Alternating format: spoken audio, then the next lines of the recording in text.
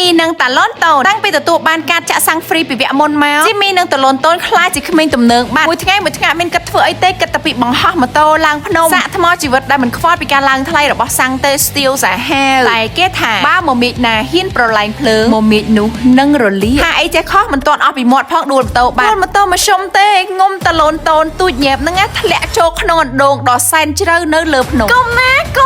តាឡូនតូនជួយផងតាឡូនតូនឯងមកវិញម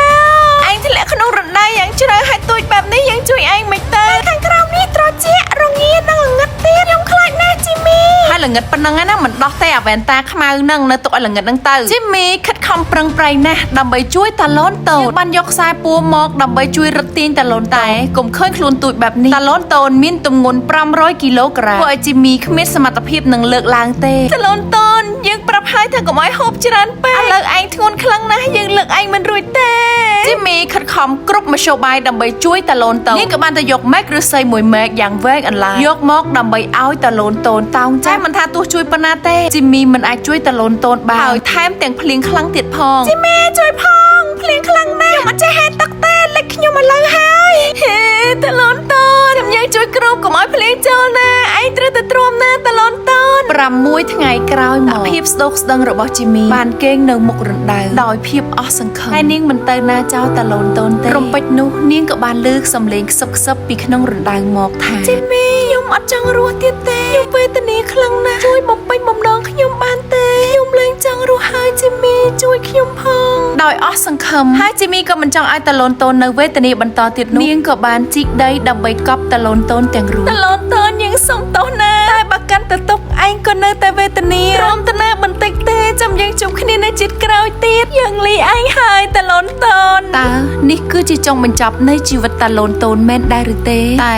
មុននឹងអស់សង្ខារតាឡូនតូនក៏បានធ្វើរឿងមួយនេះដោយសារក្តីស្រឡាញ់និងមិនចង់ចាក់ចេញពី Jimmy តាឡូនតូនក៏បានយកសាច់ដែលគ្របនៅលើខ្លួនរបស់ខ្លួនមកពូនឡើងដើម្បីជន់ជាដំណាក់ទៅដំណាក់ Jimmy ទម្លាក់ថែមទៀតមកទម្លាក់ខ្សាច់ទៀតមកហើយឯងចង់ឆាប់ស្លាប់ដល់ម្លឹងឬតាឡូនតូនមួយមើលយើងហត់ណាស់ណា Jimmy កាន់តែជីកដីដើម្បីដាក់ចូលទៅរណ្ដៅតាឡូនតូនក៏កាន់តែបានខ្សាច់ជាច្រើននៅក្រោមរណ្ដៅតាឡូនតូនបានយកខ្សាច់នោះមករៀបជាជណ្ដើរពីមួយដំណាក់ទៅមួយដំណាក់ដើម្បីឡើងទៅកាន់លើរណ្ដៅដោយខ្លួនឯងរយៈពេល10ម៉ោងក្រោយមក Jimmy ជីកដីកប់រណ្ដៅចិត្តពេញហើយស្រាប់តែតាឡូនតូនក៏បានលោតឡើងលើរណ្ដៅវិញ Jimmy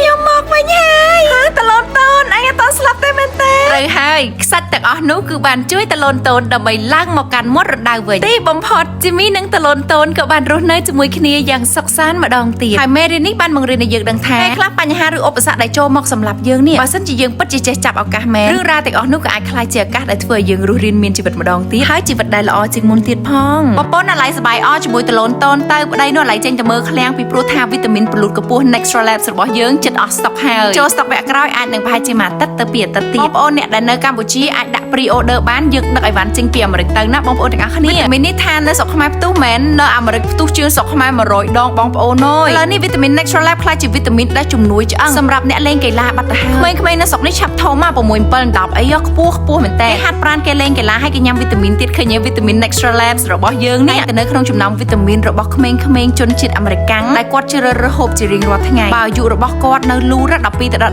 18ឆ្នាំគាត់ញ៉ាំដើម្បីពន្លូតកម្ពស់តែបើសិនជាគាត់ផុតអាយុ18ហើយពួកគេញ៉ាំជាមួយនឹងវីតាមីន D វីតាមីន C កាល់ស្យូមសង្កសី Ashwagandha ហ្នឹងឲ្យជំនួយឆ្អឹងបងប្អូនទាំងអស់គ្នាអតិថិជនខ្ញុំនៅកម្ពុជាដាក់ pre-order ច្រើនមែនទែនក្នុងមួយឈុតមួយ